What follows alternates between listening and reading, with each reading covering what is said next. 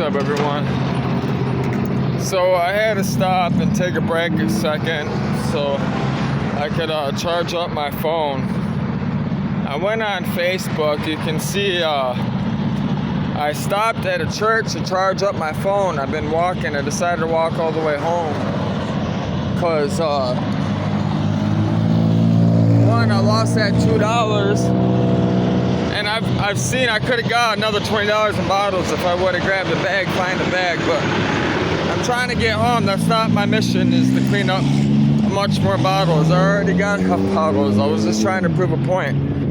But I just charged my phone up to 10% at the liquor store so I could check my messages. I mentioned I got 75 clicks today for that transfer case that's for sale for $350.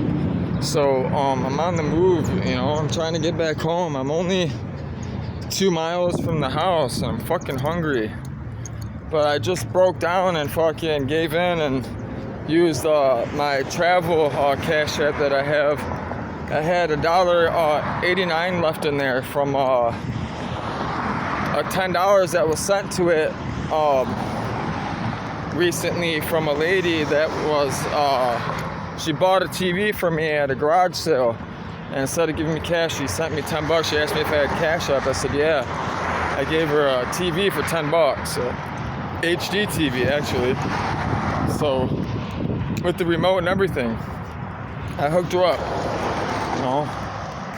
Her kid bought the keyboard from me for $5. So it was a little light up keyboard, and the kid had hearing aids, you know what I mean? You could tell he had problems. He was super excited to get this gaming computer he was supposedly building, And when his mom got there, what's crazy is that same day earlier, I had a pair of shoes that don't fit me, I've had for years, I had for sale, and this kid came by at the garage sale of mine, the little house sale I had going on, and he wanted my shoes. Well, he didn't have the money, and he said he had these Jordans, these kid Jordans that don't fit him, that still had the straps on them, the Air Jordans. They were black and orange. I told him bring them on down, I ended up trading him for them. So, free, even. Because I wanted the kid to have them. I didn't have no use for the other shoes. You can see it in the video. It's on my YouTube. Well, the mom came down, which I didn't record. She, you could tell she was a little rough, and had a hard, she didn't have a lot of money, And she had a mixed son. She was a white girl. She had a mixed son, and her mixed son, like I said, had hearing aids, And he was super excited to get the keyboard. His brother, what's funny is his brother, I thought the shoes were going to him. He ended up getting the shoes for his little brother, which he lied to me and said that the shoes were for him. But he got them for his little brother, and his little brother came down, and maybe he didn't lie. Maybe he wanted them. He just, felt bad for his brother. He gave it to him, But,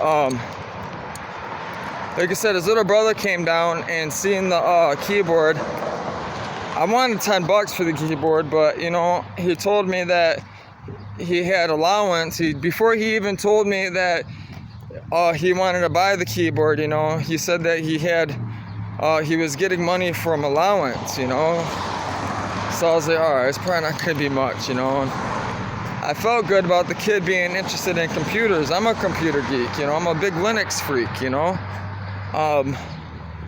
which, I'm about to be very successful because of Jesus and Linux, you know what I mean? And my passion for it and computers, so my programming and stuff. So, I was happy to give it to him. And when his mom came down, she actually come to see, if I was, to see who I was or whatever, because these kids obviously went and told their mom that, they traded the shoes for these shoes, even though they got the shoes out of the trash. The mom came down to see, you know, if it was a good trade or not. You know, she wanted to see, you know, if her kids are getting ripped off type shit. That's what it was. And she come down, and she ended up seeing all my furniture. And what's funny is I gave her a whole bunch of stuff for the kid. I gave her a bunch of extra stuff I had, like iPod, and I gave him an extra mouse, a travel mouse I had, and a bunch of extra bullshit that, you know, like wireless, a HD Bluetooth wireless thing. You can plug it into the back of the TV, and then you can Bluetooth your phone to it, and you can, you know, whatever's on your phone displays on the TV.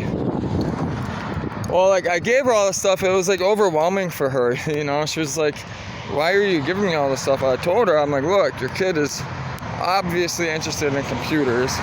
I'm a big computer geek. It makes me happy, you know, that he's into this stuff, you know. And she's like, I gave her some RAM for the computer, you know. And I was like, you know, I upgraded my RAM and stuff. And she was like, well, my son, his dad already buys him everything. We just bought him the brand newest computer, you know what I mean? And I'm looking at her, I know she's lying, you know. She's just trying to make herself, you know, she felt, you know, listen, people do that all the time. I see right through it. It's a gift of mine. But she lied and told her, I was like, well, you never know, you know, he might want to tinker with it, you know, he might want to, you know, upgrade it, learn, you know, he might find a computer in the trash, you know, he might want to, you know, he might need some RAM for it, you know, instead of buying it. She's like, yeah, that's true. She didn't take the RAM. Fucking asshole. Doing that shit on purpose. You don't even have a car that sounds good. Sounds like shit, dude. It's a Chrysler 300 with an exhaust lead. You do not have a fast car. Anyways, she didn't take the RAM, but what's funny, like, as soon as she was trying to not make it awkward, you know, and she was like, well, you know, I would love to buy these dressers. She's like, I got $100, you know, at the house right now. I can come down, and she's like, I'll take, if you're willing to separate them, you know what I mean? She's like, I see they're matching. I'm like, I cut her off. I'm like, ma'am, I don't want to be rude, but I'm cutting you off right now. I was like, these dressers are designer dressers. I was like, and you have to buy all three of them. I won't separate them. And she's like, oh. She's like, well, they can't be worth that much.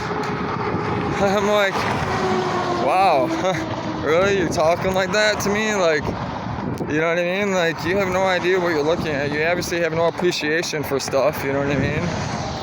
Like, why do you say it like that, you know? So I opened up the drawer, you know, and I showed her the name of the designer where it's burnt into the wood, you know, it's stamped in. And I was like, look, this dresser set costs over $3,000. I was like, it's wood, it's solid wood, oak, you know, like, it's real wood. You can sand this and stain it, you know, any color you want. It will always be nice, you know, it's beautiful. I was like, you can't even carry this thing alone, you know, you gotta have 2-3 people. And she still was like, oh, well, that's just furniture, you know, why would you spend so much on furniture? And I'm thinking to myself, you know, I once was like that. Like, why would you spend so much? I used to be like that. But when you realize, man, when you hit that certain time, that age, and, you know, you really reflect on who it is that you are, and, you know, what it is that you're doing with your life, and what really matters in life, you realize that stuff matters. That dresser, that nice dresser it matters because I appreciate it. It brings me joy and happiness. It brings me a sense of peace, of fulfillment, because I earned that dresser the correct way. I worked hard for that dresser, for those dressers. They are beautiful dressers. You can see the lines of the wood. You can see God's creation in the dresser. You can see the art, the image, the the imagination, the idea of that person that created those dressers before in the past. That's why I appreciate what it is that they are. Which these are my favorite belts. I just found this in the street. I didn't grab it for a belt to use, but I grabbed it because it's good rope. These are my favorite belts. They last the longest. The leather ones, they last the longest, and then you can put the whole, any size, if you gain weight, lose weight, you know, if the pants are too thick or whatever. These are very good adjustable. I grabbed this because it's good. It's good to have. I'm gonna tie it on my backpack, or it's gonna go on my new bike. I'm getting a bike soon, so I gave my other bike away. I regret it, but I got it for Margarita, really, and I tested it. I wanted to test it, and it's shit. It was shit. It was a Chinese knockoff of a real thing. I was gonna keep the frame, but I mentioned in the video what happened. I don't have it anymore, so not only am I getting this truck, I gotta get this truck running, I gotta come up with 2 bikes as well, for me and Margarita, and they gotta be brand name bikes. I think I'm gonna go with a Liv for her, because a Liv is a giant, and it's, you know, see, people are awesome, man. People let you go, you know, those people.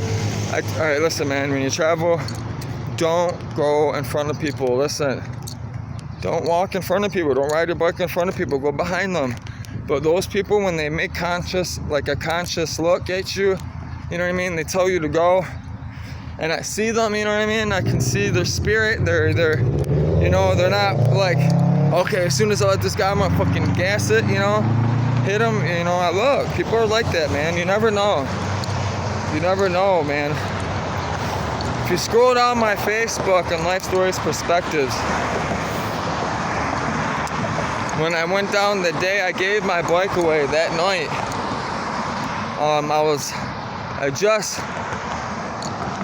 no, it wasn't that night. Where did I go downtown? I went downtown twice. It was the first time. I don't know if it was that night. I don't know, but anyways, I watched a guy fucking, I don't know if it was a guy or girl, but I seen the vehicle, man. They drove off the service drive of the freeway, the highway, and it was a drop. It dropped down about 20-30 feet. It's on my Facebook. I didn't have the actual incident happening because it happened so fast, and I didn't tell everyone what I seen, because first of all, I'm not trying to get dragged into court, in case, you know, some witness for this and that purposes, they will drag you into court. That's why I didn't say anything, first of all. Second of all, there was so much going on, you know, people, you can see it, but you never know what people are gonna do. You don't. You never know what the day's gonna bring. The Bible says, "Do not plan for tomorrow, for you don't know what the day is going to bring." It's just like today. I made $10 and about $8 in bottles, almost $10 in bottles, which half of them I couldn't even return, which they need to fix that. That's stupid. That shit needs to be fixed. Why are you gonna put on a bottle, stamp a bottle so you can return it, and then half the stores you can't return them? It don't make any sense. Let alone, you know, all the states that you can return them, and then most states you can't. There's only a few states you have recycle stuff. I'm not saying that you still can't take the bottles to the recycle, you know, the scrapyard or the, you know, recycle place, but there's no incentive. That's why people aren't bringing the stuff back. We gotta come up with a system. This country needs help. We gotta be more proactive at cleaning things up. It's not hard to do if we're conscious about it. But people on Facebook they're more worried about glorifying themselves and looking cool and trying to find the funniest things and entertainment. And I'm not. It's also why it's taken longer for my Facebook and my YouTube to catch, to catch on, because people are stupid. They want to be entertained with stupidity, and honestly, those people, I don't want those people subscribing. They're not ready yet. When they're ready, then they'll subscribe, right? So I'm almost home. I got a mile. Once I get to this light, I got a mile that way, and then about a half a mile in to the neighborhood. From the main road, I'm home. So it's 30 miles today I put on my feet. I really did pick up all those bottles to hop on the bus. I wasn't trying to walk these other 15 miles. My fucking feet are fucked up. It's because I haven't walked or rode my bike in the last week or two.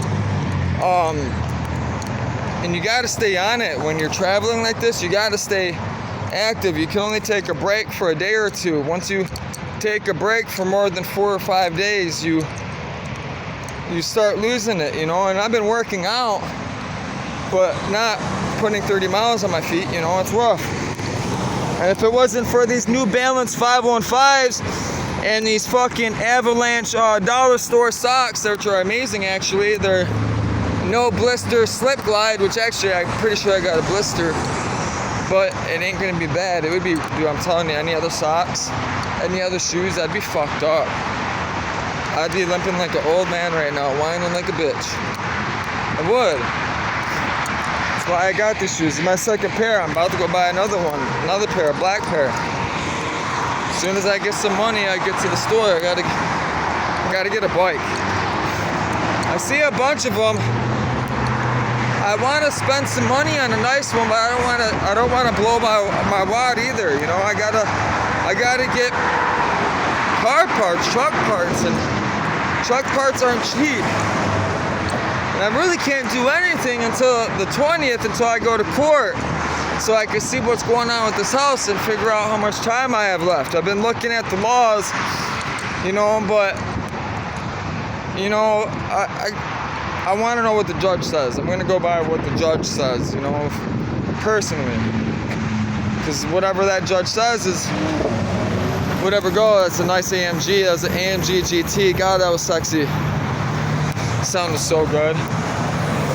So nice.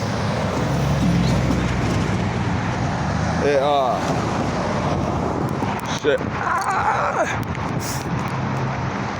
The AMG definitely had fucking that transmission. You could hear it. It had like rev match, you know what I'm saying? So that second gear, listen, man, the gear it was about to shift into was already revved up. It was already up to speed. That thing shifted so smooth, and it made like a little pop noise. Just a little backfire, not much, just enough to let you know it's got a bark, I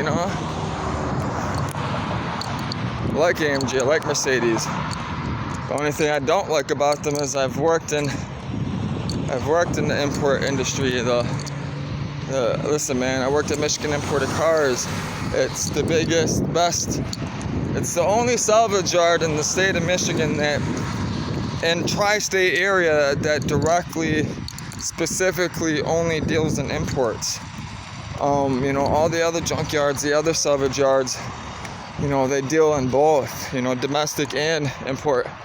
So, in that salvage yard, the reason why I wanted to work there is because it was a family-owned business, and I'm really into cars, and I understand history and stuff. I'm into history and stuff, and that place has been there since the 1950s, 60s, and it was built.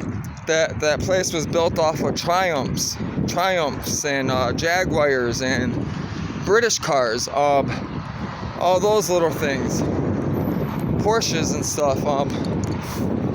And I wanted to work there because I learned a lot, and they have a lot of Mercedes, BMW parts, Toyota, Honda and stuff, and that's where the money's at when you get into cars, AMG and stuff, so I had access to all that stuff, which I still do. I didn't quit that job on bad terms.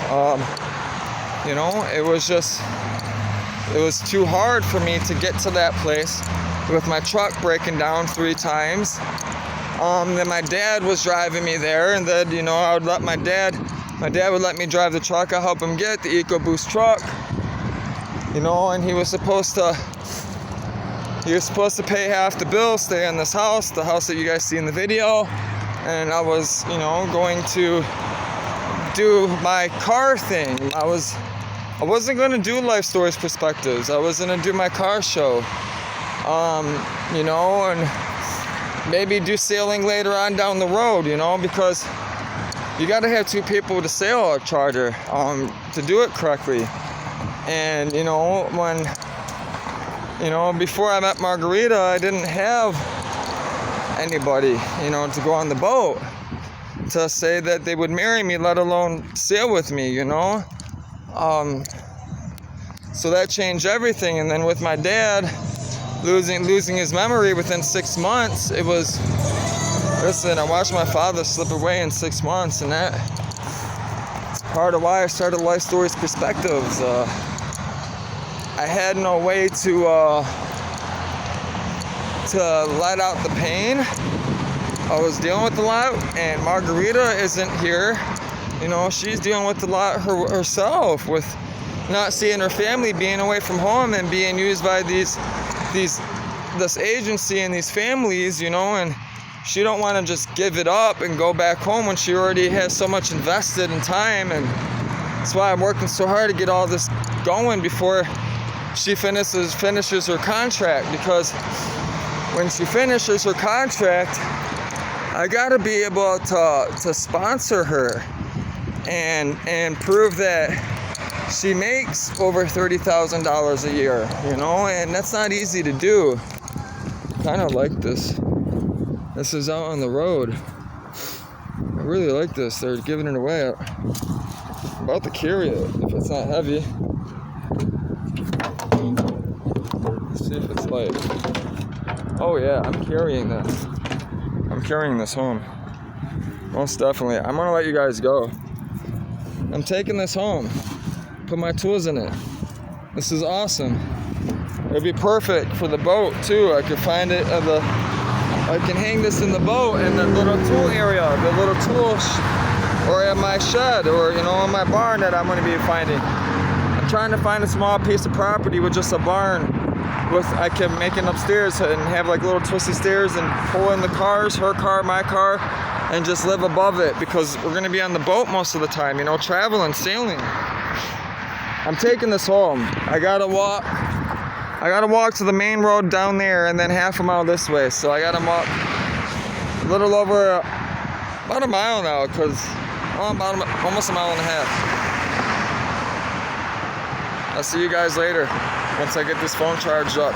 Hopefully I don't die. My feet already hurt, so I'm not looking forward to this, but I can't let this go. This is too unique. God bless. Trash can picking at its finest.